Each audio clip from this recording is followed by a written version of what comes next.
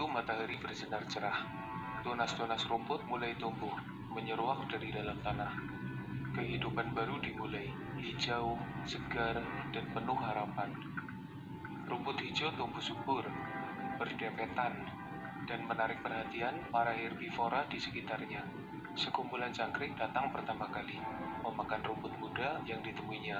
Mereka melahap rumput itu dengan cepat. Rombongan jangkrik yang sedang berpesta ternyata mengundang tamu lain. Para katak bergabung, bukan untuk memakan rumput, tapi mengincar para jangkrik yang sedang berkumpul. Perlahan tapi pasti, para jangkrik itu dilahap oleh katak. Mereka memakan para jangkrik dengan sangat rakus. Setelah kenyang, katak itu pergi, melompat-lompat dengan gembira. Gerakan sang katak ternyata menarik perhatian seekor ular. Dengan gerakan halus tanpa suara, ular itu mendekati sang katak. Tanpa disadari oleh sang katak, ular itu sudah di dekatnya. Dengan gerakan yang sangat cepat, ular itu langsung menyerang dengan gigitan berbisa. Katak mencoba melepaskan diri, tapi gigitan sang ular sangat kuat. Ditambah bisa yang disuntikan ular itu telah menyebar ke tubuhnya dan sang katak semakin lemah. Akhirnya ular itu melahap sang katak tanpa mengunyahnya terlebih dahulu.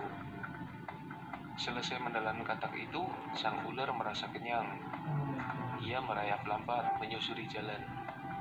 Tujuannya adalah untuk pulang ke sarangnya di dalam lubang tanah. Di tengah perjalanan, seekor elang terbang mengawasinya dari udara. Ular itu menyadari bahaya yang mengancam. Dia mempercepat lajunya, berharap bisa masuk ke lubang untuk sembunyi. Tapi tiba-tiba elang itu menukik tajam menuju ke arah ular yang tengah bergerak cepat.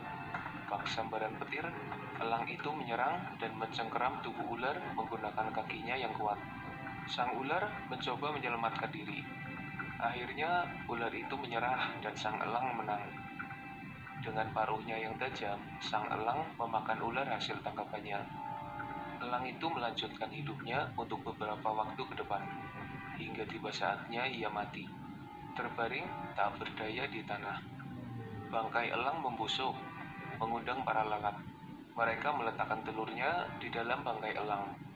Dalam waktu singkat, telur lalat menetas, dan para belatung menguraikan bangkai elang itu.